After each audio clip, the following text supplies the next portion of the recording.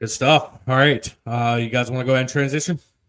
Yeah, the subject of Coinbase. Let's talk about Coinbase. All right. Jay, I'm going to have you come on mic again. Let me remove this and tell us about Coinbase coming to Spain.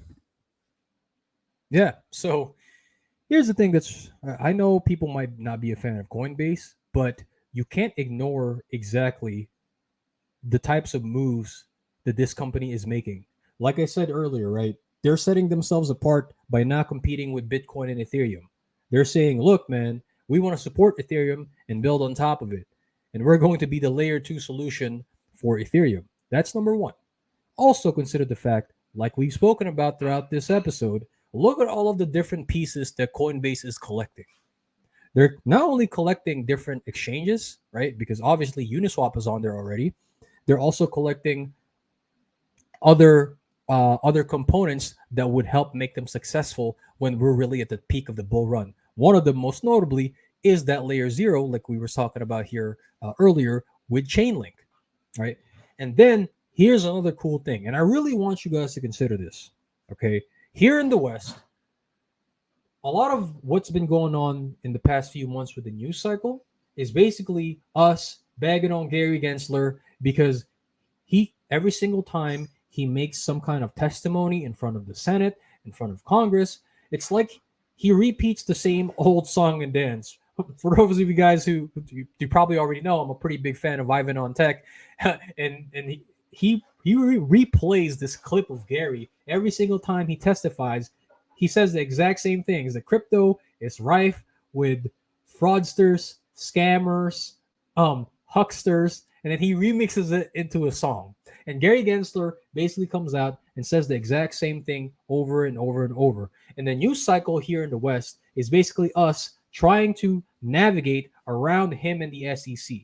Right? We're looking towards, okay, what are our politicians doing in order to create some kind of regulatory framework for Bitcoin and Ethereum and the broader crypto space? Like what are companies doing in order to try and navigate around Gary and the SEC? That's basically a lot of the major news cycle that happens here in the West. And so it's really uplifting to hear when you see companies like Coinbase that they're actually doing something really great for the space, and they're starting to branch out in other countries, right? And this is exactly what this article is about. They just got their license to basically do business in Spain. I'm going to go over a few of the key points in the article with you guys right now, because I think this is a TLDR. These are really important, and these are really important things to consider when it comes to Coinbase and the crypto space moving forward, right? So their registration in Spain, it completes a mandatory step for the firm to comply with the country's anti-money laundering laws, which is important, right? Because in order for you to be able to do business within that country, you have to have systems in place that tells that country, okay, here are the steps that we have in place in order for us to avoid things like money laundering, like scams, so that people in your country that are investing within your company or within your token don't get rugged and don't lose all their money, right? And then number 2, Coinbase is now allowed to provide exchange and custody services in Spain. In addition, right? So they have the custody and exchange of assets, right? So that's buying and selling those assets, trading against those assets with each other, and then also being able to buy and sell those assets in legal tender, whatever currency that Spain uses, right? That's number 2.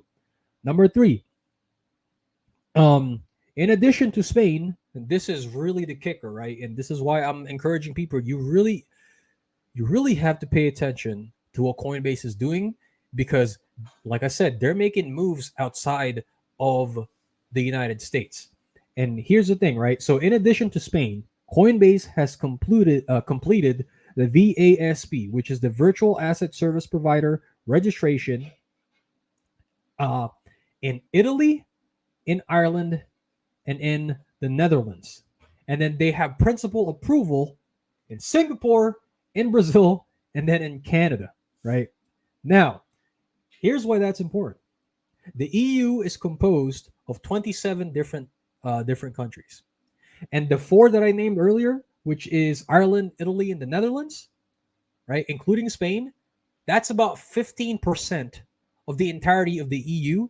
And the EU make up about, I think it was 1/5. Please correct me if I'm wrong.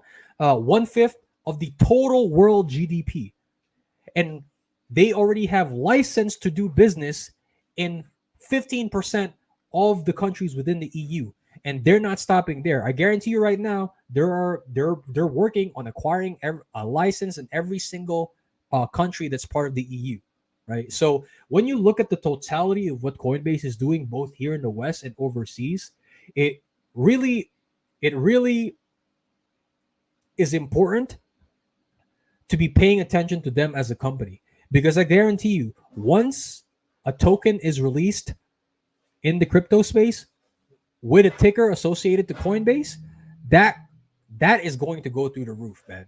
Because whether crypto succeeds here in the United States or not, I don't think obviously Coinbase cares, but for me, seeing them make all of these different moves in other countries is telling me they might be trying to put a hedge in place just in case things don't work out here in the US. And so that they're making sure that they have roots dug down deep in all of these other parts of the world where crypto is now being adopted. Now, as a final note, I do wanna let you guys know that this is on the heels of the EU adopting the of MiCA. I think it's pronounced MiCA, right? Which is basically the European nation's regulatory framework for the US. For crypto within the European group of nations. And I'll link the MiCA agreement for you guys in the Telegram if you want to read it. But this is a pretty comprehensive legislation that outlines exactly what companies need to do within the EU in order to do business in there, right? And that's certainly something. It might not be perfect, and a lot of people might have issues with it, but it's something to start. Versus Gary Gensler over here in the US saying, no, we're going to be anywhere between 3 to 5 years before we have any clear regulatory framework for crypto here in the US. The EU already has one, and that's MiCA, right? And so that's the final note that I want to kind of put on that article. I want to go ahead and open it up to the rest of the panel, our audience in the chat. Do you guys have any questions or comments about what Coinbase is doing, not just in Spain, but in all of these other different countries outside of the US as well? Yeah, I want to piggyback off of what you said. So Coinbase users, they grew 42% in the bear market in 2022. All right, keep that in mind. Coinbase grew 42% in 2022. All right, they are now in third place behind Binance and Cash App. All right, in revenue, that is. So we're talking about in total revenue. All right, they are third place behind Binance and Cash App. And back in March, that's when Coinbase went on their expansion spree. It was a 8-week international expansion drive that Ben Armstrong, was sort of passionate about. And their goal is to get onto pretty much all. Of course, there are 7 continents, but there isn't really too many people living on Antarctica. So, but what their goal was is to get on 6 of the 7 continents. And when you look at the explosion in annual transaction volume that Coinbase has gone through, so in 2020, their annual transaction volume was $195 billion. All right, and that skyrocketed in 2021 to $1.65 trillion. Okay, so it was 195 in 2020, 195 billion, and it skyrocketed to $1.65 trillion. Now, here's the kicker also. Okay, listen to this point as well. Right? Here's something to keep, yeah, it is. Here's something also to keep in mind. In 2022, sure, the transaction volume came down, okay, but the transaction volume was still greater in 2022 than from 2020 or from 2017 to 2020 combined. Okay, so that transaction volume in 2020 or in 2022 was greater than from 2017 to 2020. All right, so it's like we're going here. It shoots up in 2021. It corrects down a little bit, but it still has a greater annual transaction volume than 2017 to 2020. So that's like 3 years, bro. 3 years where they basically beat every single record they set those 2 years in a bear market, bro. Yeah, for sure. So 2 questions popped into my mind when I, was reading and researching and understood all this. Number one is eToro is the leading exchange in Spain for cryptocurrencies. How soon is it going to take Coinbase to take the number 1 spot? All right. And number 2 is that with Ben Armstrong's aggressive expansion drive, plugging into 6 of the 7 continents, how imperative is it for U.S. lawmakers and regulators to work with Coinbase instead of against? So I'm going to open those 2 up. If you guys want to answer both of them, if you guys want to only answer one of them. What do you guys think about that? I'll jump on this. So I think our good friend Will here, he labels himself as peanut brain, but he had an absolute diamond brain comment earlier. It says everything in life is a contest and competition. Everyone and everything. Sometimes you can make money by attaching yourself lamprey style to successful things. So this story really demonstrates 2 things. First, it demonstrates a good win on Coinbase's part. And secondly, this is really just a big loss for the United States in 2 ways. So first off, Coinbase expanding, fantastic. Working with tons of international communities, also fantastic. Really just growing the sphere of influence. On the United States side, this is a failure in 2 ways. One, you are actively discouraging the crypto market, specifically centralized exchanges, from operating on your own soil. America has led the world for nearly the last century. And personally, I'm an American, and I would like to see that continue to happen. So you can almost look at this as a foreign policy thing, which is we are openly giving this opportunity to the rest of the world to capitalize it, when really we could be the ones that capitalize it ourselves. Second, this is a failure on the United States parts, because what's happening is that they're working with other nations to create legislation for those nations on how that company operates.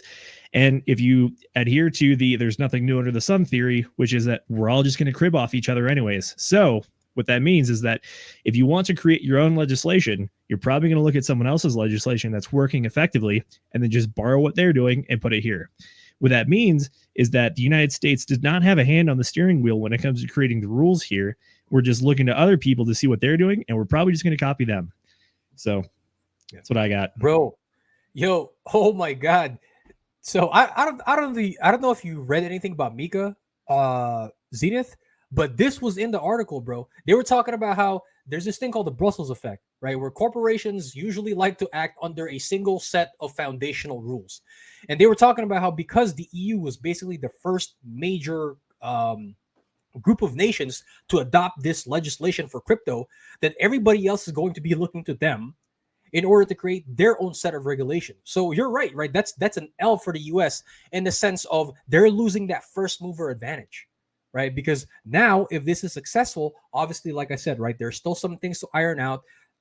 Mika is very unclear about how NFTs are going to work into that regulation. They're going to update the regulations mid-2025 if they see that there's a need to basically place addendums specifically for NFTs. But for the most part, it's pretty comprehensive in what you need to accomplish in order for you to be able to do business within the EU. There's stuff for stable coins. They're like for specifically for stable coins. I thought it was really interesting. They said that any company here that will have a stable coin needs to prove that they have sufficient reserves in place so that customers can fucking see that you're not going to rug them, right? So I thought that was pretty freaking cool. They have things in place in order to prevent like fraud, like money laundering and stuff like that, which I went over earlier in the article. And another thing, the Mika regulations are an offshoot of the EU's regulations that exist for securities. However, it wasn't a copy and paste type of regulation. What they actually did was modify it in order to fit the needs of the crypto space. And so when you take all of those things into consideration, all right, is it going to be perfect? No. Are they going to need to create some modifications along the way? Absolutely. Are they going to get some things wrong?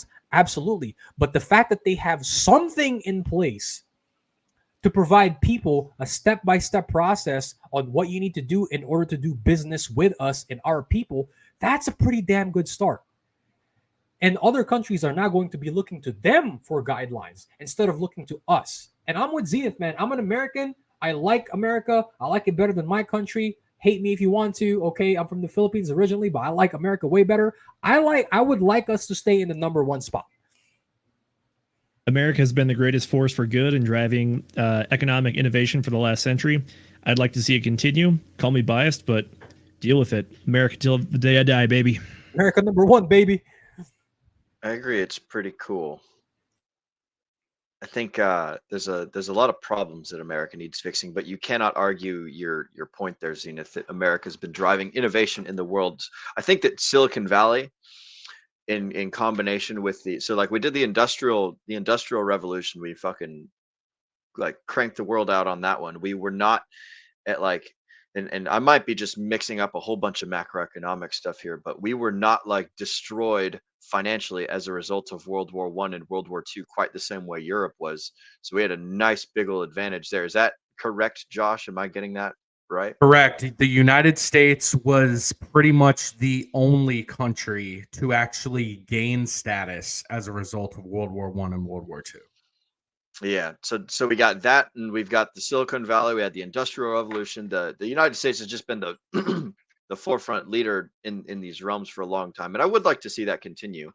And if we don't do something here, I don't know if regulation is quite the answer, but that's my Wild West yearning speaking. But like if the United States keeps pushing crypto out of its borders, and they go to places like, you know, where things are nice, like in the Bahamas or over in Portugal, or over in, I don't know if El Salvador is a good example, but like if regulations and well, not regulations, just it being a hostile marketplace for business creators and entrepreneurs and innovators and stuff here in America, keeping and pushing United States out of like the crypto relevancy portion of the world, and then, you know, places like the European Union come up with this planned system. Like, it, I don't know if it's good or bad, but they're doing something that's saying, hey, we're pathfinding right now, we're paving the way. I think that's gonna benefit the European Union with cryptocurrency a lot more than the United States is, anyways. I'm looking up if Portugal is part of the European Union, and so I know that Portugal is one of the nice, like, run off and take your crypto to these places, states, or not states, countries for a while there. So we'll see if this MiCA regulation has anything to do with making Portugal a little bit less of a dreamland for those wishing to evade all the taxation and all the cool stuff going on with crypto. But I suppose we will see then, won't we? You guys think that? So that was actually a really good point that Will and Josh brought up. Do you guys think that because we've had a considerable amount of cushion that allowed us to move ahead when all of the other countries, like, you know, countries involved in the European nation, we're still trying to recover from the devastation from the effects of like World War I, etc. Do you think that us as a country, because we've had that cushion and we didn't have to struggle as much as these other countries, you think that we just got really comfortable, and now that cushion is slowly but surely starting to dwindle, and that we're everybody is not really pulling ahead, but they're getting close? Josh, please correct me if I'm wrong on this one, but the story with World War I and World War II, I'll get to that in a sec, is World War I, the U.S. was initially out of the fight for the longest time. However, they were looking to provide economic opportunities such as warships and supplies to anybody that wanted to come purchase it. Then we had the sinking of Lusitania, which helped drive the U.S. into World War I. And then similarly in World War II, we had the Lend-Lease Act, which was, hey, we'll do the same thing. You just got to come pick it up. So what that did is it just created a huge economic incentive to help fuel the original military-industrial complex, which was not for us necessarily, but for the people that were just bombing the crap out of each other over in Europe. And then even after World War II, you look at it, we are the major country that fought the war and didn't also fight the war on our own soil, which ended up with just entire cities being leveled, decimated, and having infrastructure just demolished. As a result, following the war, just set up for success and just a massive boom. And again, just leading the world because we have everything in place. We've been capitalizing on opportunities, and we didn't get just schwacked by war on our own doorstep. And it might just be that America being like essentially the world's weapons dealers is what has just given us this fantastic boost in the economy and like in our economic power and our ability to just like be the greatest innovation like country pretty much ever. Like Smedley Butler was writing about the fucking, like he was a commandant of the Marine Corps way back in the day, like I want to say during Korea if I'm not mistaken, but he wrote a book called War is a Racket in like the 1950s. Eisenhower warned about the military industrial complex. Fucking there's been a ton of people talking about the military industrial complex in the United States, just obsession with war because it makes money and it spurs innovation. You know, so like whether you think that's a good thing or a bad thing, that is a thing that the United States does, is we get into lots of wars and we make a boatload of money off of it. Jay, you had a question earlier. What was it? And then Josh, go ahead after Jay's question. No, I was just wondering, since you and Josh mentioned the fact that the United States, because Zenith actually brought up a really good point, that because they weren't really involved, they were several degrees removed from a lot of these different events, right? What they were doing was instead being a broker dealer for the weapons to provide to all of these different countries who wanted to fight each other. And so for a considerable amount of time, not only were we making money off of that, but we also weren't really involved in it, which allowed us to not be as devastated and to have an advantage after the fact, right? And so do you think that because we've experienced a pretty good amount of time where there's not really any major wars going on that's making us expand all of these different resources, that we're losing our edge in a sense, and that the advantage that we had, right, that we built up all those years, we're starting to slowly but surely lose it? Yeah, I mean, there's no question that the giant head start that excuse me, that the giant head start that the United States had post World War II, because in a lot of ways World War II was just it was just an expansion, and it was just a carryover from World War One. You know, when you think of the geopolitical Treaty of Versailles. Yeah, when you think of the geopolitical stuff that was going on post World War One, it was really one war just separated by, you know, about 20 years of peace. And really, you can't even say there was too much peace, because smack dab in the middle of that was the greatest depression that the world's ever seen before. But on all ends, yes, America definitely developed. They harnessed a head start well beyond the field. And it's not so much in some ways America is like we're running out of, if you're thinking of an endurance runner, you know what I'm saying, starting to slow down a little bit. But I think it's more so other countries are starting to accelerate a little bit faster. I think that the head start that we had, because, you know, look, in a lot of ways, World War I, you know, it started in 2014.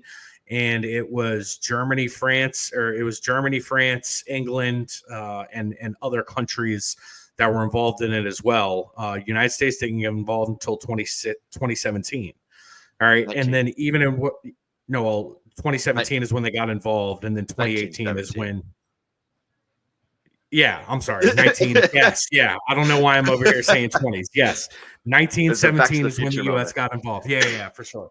Yeah. So 1917, the U.S. gets involved, and then this, that, and the other. And then the Treaty of Versailles, of course, pins the blame on Germany, which causes hyperinflation in Germany, and, you know, chaos throughout France and chaos throughout Britain, because not only did they lose people, but they lost land as well. We're not really so much in Britain, but more so in France. And France and Britain were you know, they were pretty tight allies at the time.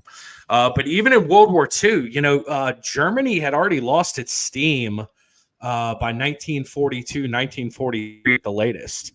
A lot of people don't understand that the German Third Reich was at its prime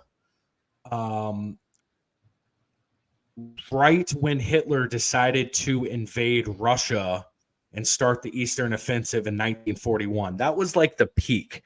You know, when Germany is, you know, flooding towards Russia and they get into the Stalingrad area and then they start to outstretch their defense lines and everything like that, that's when you start to see the downfall. And in a lot of ways, it was the Soviet Union's defeating of Germany. Of course, you know, the war still continued for another 2.5, 3 years. But by that time, you know, the United States gets involved. Of course, we had Japan going on too in the 1942, 1943 timeframe with the island hopping campaign. But for a vast majority of both wars, the United States came in late. And the only real thing that the United States lost was people. Now, of course, that's terrible, right? But especially in Europe, which was the world's, you know, London was what New York is today. You know, London was the center of the world when it came to economics at the time. And that had to endure, and it suffered through the bombardment from Germany in 41. And, you know, you had devastation across France, you had devastation across Germany and across Europe in general from this war. You had devastation in Africa as well. The United States is really the only place that had that intact land, and it had that business mindset during both wars, to where they were involved with lending and being businesses and, you know, being business lenders and arms dealers throughout both campaigns for the entire time that it was running, but their involvement wasn't until late. So, but that economic impact that the United States was able to develop was definitely a head start that I think it's starting to run out, you could say. Does that answer the question in a roundabout way? Yeah. No, I mean, you definitely needed all that context, you know, in order to be able to understand exactly why the United States was able to develop not just the kind of power that it currently has, but also why it wasn't as devastated as other parts of the country might have been that were much more heavily involved in the war. Because like you mentioned, right, not only were we providing the resources to both sides in a sense, but we were also we didn't have boots on the ground, like you mentioned, until late. To even extrapolate further off of this, World War II was an absolute like world-shaping and history-shaping event. After that, I think is when we really started going into the modern era of how conflict started to evolve. Granted, we had the Korean War right after, and eventually we had Vietnam, and I believe the French were in Vietnam before the U.S. even was. So those were like really the last massive like at scale ground wars. I'm sure we had some of the stuff going on with like Desert Shield, Desert Storm, the Iraqi war, but that was very quick conflicts. But most notably what happened was this became the era of constant low level skirmishes and warfare, basically summed up in the Cold War. What that does is it creates incentives to constantly just spread the production around, constantly have the resources and the innovation and the technology, just with all these military giants, that eventually the technology is so useful that it will work its way down to civilian hands. Like I want to say one of the original inventions of digital GPS was so that you could tell if soldiers got blown away by IEDs, because you could detect movement by more than like 10 or 15 feet. Somebody please correct me if I'm wrong on that. But it's funny that you mentioned DGPS. My father actually worked on the creation of DGPS for the Coast Guard. I used to brag to my friends, tell them that he invented GPS, but I didn't understand it at the time. But it's just like, I think DGPS in the Coast Guard was something along those lines, as well as using land points for making movement more accurate. Also, fun fact, the internet was invented for the military, if I'm not mistaken. I'm pretty sure that one's correct, is that the internet communication system was originally like a military use case sort of thing. There's a whole bunch of stuff that it was originally meant for warfighting that just found its way into people business. Necessity is the mother of invention. If you look at the vast majority of the medical breakthroughs that we had, it all came during World War II, baby. Yep. That makes sense, man.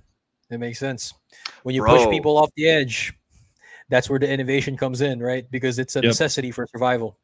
Dude, otherwise, don't totally go look up how the Japanese sold us a bunch of scientists so they avoided war crimes and then we got technology out of that. That totally didn't happen and isn't the basis for a lot of things. Dude, Unit also 731. NASA. Don't look too deeply into their the backgrounds and the scientists there. Yeah, bro. For those of you who don't know, Unit 731 was a Japanese torturing slash research facility, and they're the reason, like these some of the atrocities committed during World War II are the reason that we know that the human body is 78% water. It's like how we know how to treat frostbite and how to like deal with a whole bunch of like medical problems. So Like there's a whole bunch of horrible stuff that happens, and then there's silver linings that we find in it, years and years down the road, or just like the world is advanced through these terrible, horrible things that happen in like as a result of war. So it's just one of those of unavoidable things. Like I'm definitely not like there's no condoning of the actions, but it's like think of all the people's lives that are saved as a result of this information that we now have because people decided to commit atrocious things. Yeah. If you want to read about actual evil, read about 731, man. Yeah, dude. Unit 731, man. There are. Ooh, boy. Yeah, you want to have nightmares, especially if you have good imagination. Yep. Yeah, read about some of the shit that they did, bro. Mm-hmm. Well, I don't want to stray too far off topic. We are completely crypto and money and stuff, right? Crypto. So I did want to pose another question in regards to the article. I mean, look, don't get me wrong. I love talking about the conversation that we just had. That's why I let it sort of run its course because that's I love talking about that stuff. But so I want to come to another aspect. So when we talk about Spain, okay, so Spain's GDP is $1.49 trillion. All right, it rose 1.5% in 2023. All right, the annual inflation rate is 4.3%, so it's comparable to the United States. But the unemployment rate is 12.6% right now. All right, so with a comparable inflation rate to the U.S., but with an unemployment rate of 4 times that of the United States, can we really expect can we expect to see any sort of price or adoption initial increased price or adoption off of this announcement alone, or is this something that's just going to add throw another grain into the bag, and then when we start getting roaring into the bull cycle, this is all going to come together in one picture? I think it's another grain of sand heaping in a pile. It's just Coinbase has been stacking small victories, and they're doing super well as a result of it. This is just another example of them just small wins. Take a little bit here, take a little bit there. Next thing you know, you're going to be in the end zone. Yeah. Don't underestimate exactly how powerful small wins and building positive momentum can do for you, man. Like, look. You might not be a fan of Coinbase, but you cannot freaking ignore exactly how much momentum they've been building up over the course of this last year, man. Especially consider the fact that the U.S. has basically pushed out all of these other major exchanges out of here, man. Most notably, Binance US, right? Which sees you at the picture here in the U.S., bro. Man, Coinbase has a big monopoly within the cryptocurrency space here. So don't ignore them, man. Like if for anything, use that opportunity with them getting bigger in order to make money. Because if you ignore Coinbase and what they're doing and the wins that they're racking up, you're gonna miss out on some crazy opportunities, man. So I'm not endorsing them as like, hey, they're the greatest thing since sliced bread. I'm saying pay attention, man, because I guarantee you right now, the things that they're doing are going to affect your favorite altcoin or whatever. Guaranteed. I love the football analogy that my bad, Will. I love the football analogy that Zenith came up with. I think I just ripped off the longest yard, was it? The halftime speech. Yeah, it was like we'll scrap our inches together and I tell you, if you get 3 yards every time you run the ball, you're eventually going to get in the end zone and you're not going to turn the ball over. So that's perfect. You don't need chunk plays. You know what I'm saying? This is just another little thing that's, it's another piece of sand that's going into the bucket. It's another, 3rd and 3, run the ball for 4 yards, grind it out sort of thing. So, that's a great analogy. Will, what were you going to say, bud? I didn't mean to cut you off there. It's like the iceberg that, carves the Grand Canyon. It doesn't go fast. It goes slow and it goes smooth. And it's just, yes, sir, freaking chugging along, man. Yeah. It's another thing that's interesting to me. It's a little bit frustrating because the Coinbase doesn't have a fucking coin yet. They're a publicly traded company, as I recall. They're waiting, man. Like you can buy Coinbase stock. You can't buy Coinbase coin. So it's like, I think they're timing it perfectly. I think they want to get the hype to the point where it's like people are demanding it, and then it's like, okay, you want it? Here you go. I think it's actually genius. Yep, it's pretty genius, man. That's why I say pay attention. Oh, Josh, you mentioned something earlier about Spain's unemployment, and you were like, "Oh, it's at 12%." I was like, "Oh, I bet that's exactly what Jay Powell wants to hear." Yeah, Before probably. it starts reversing. Yep. Yep.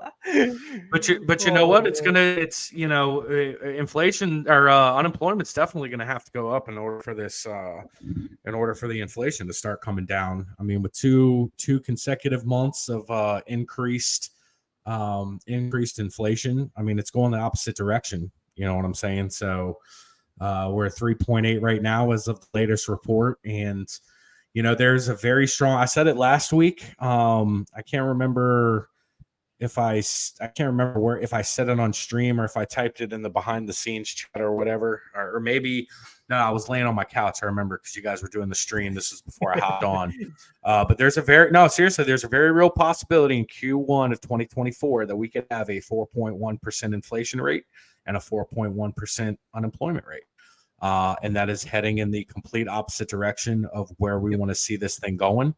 And yeah, if those two numbers start to tick up, that's when stagflation might need to be, discussed and talked about and really considered. I don't know if we're quite there yet, but if those two numbers keep going up, especially if the Fed is going to do something completely off script that they did. When they have this evidence and then they decide to pause, it still baffles my mind. And to me, I was all about giving Jay Powell credit for the tough Being a man of his word. decisions that he had to make. Yep, I was all about giving him that sort of thing. But with this action, I don't know. I'm not, at the end of the day, though, I'm not an economist. They might have information and data that I don't have.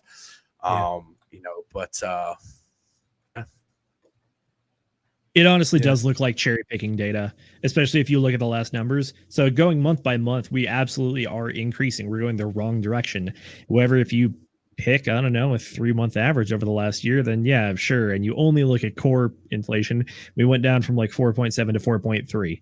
Fun fact, 4.3 is still more than double where we want to be. So it still trips me out how they're like, oh, we're just gonna consider core inflation that's going down, but then core inflation doesn't take into consideration energy and food, and you're like, oh, okay, the things that people care about the most, we're just not gonna consider it. So it's such a smokescreen. I mean, that's what it's a smokescreen at the end of the day. 2 years ago, 3 years ago, we had 1 point something percent inflation, and then 2022, I think we get it. What was the high that we got up to in 2022, Zenith? Can you remember what the high was?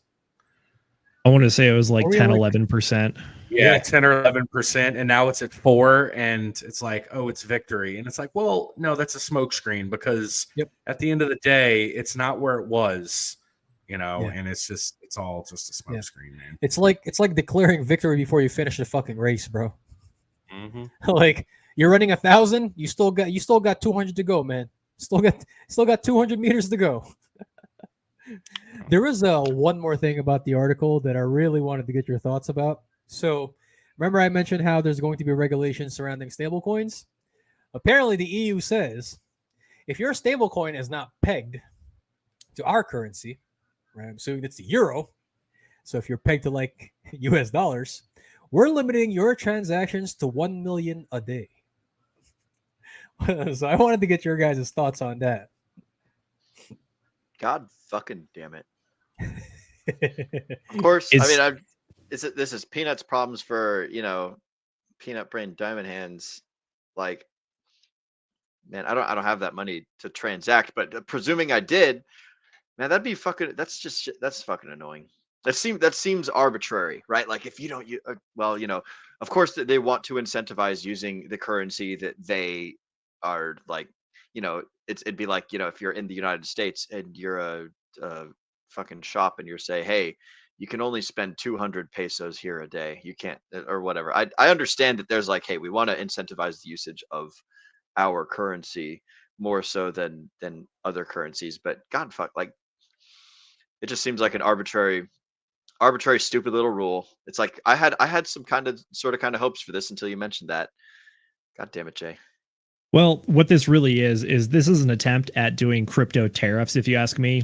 The idea is, hey, you got to use our stable coin because it's tied to our currency because you're going to be operating in our playing field.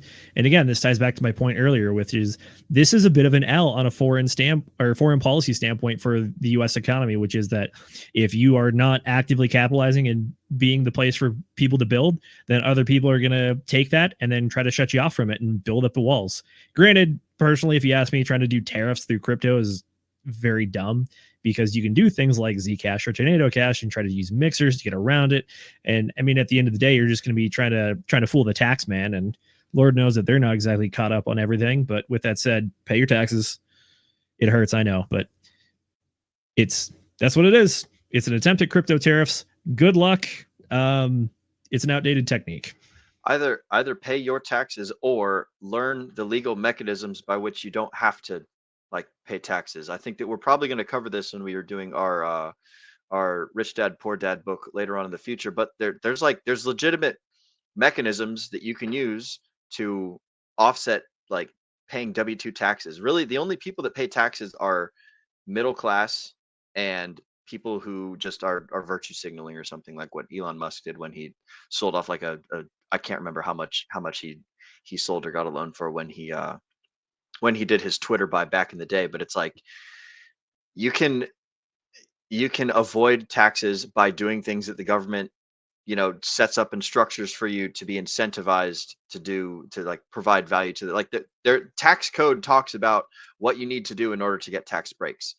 Right? There's illegal ways to avoid paying taxes, and then there's legal ways to provide value for the country that is incentivized with tax breaks. And if you do enough of those and you stack those up, then you can figure out the game. And you don't have to pay taxes. So I will add that little tiny caveat to the pay your taxes thing. It's like you can, if you want to do it the easy way, or you can try and figure out like how you can generate value to the U.S. government in such a manner that they give you a little bit of value back in the form of a tax break. The when you were talking about the tariffs and stuff, I think that the only, or well, perhaps not, this might just be my peanut brain working here, but like the only time that it'd be relevant for people to switch to a stable coin is when they're exiting the market.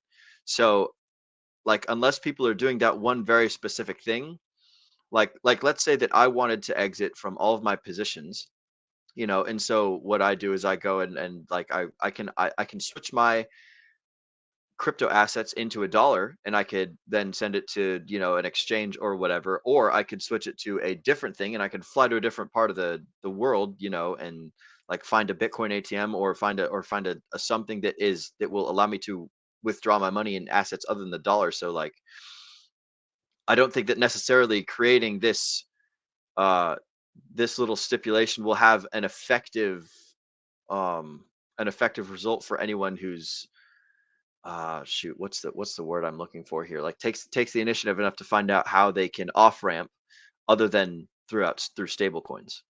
So those are my two little thoughts there.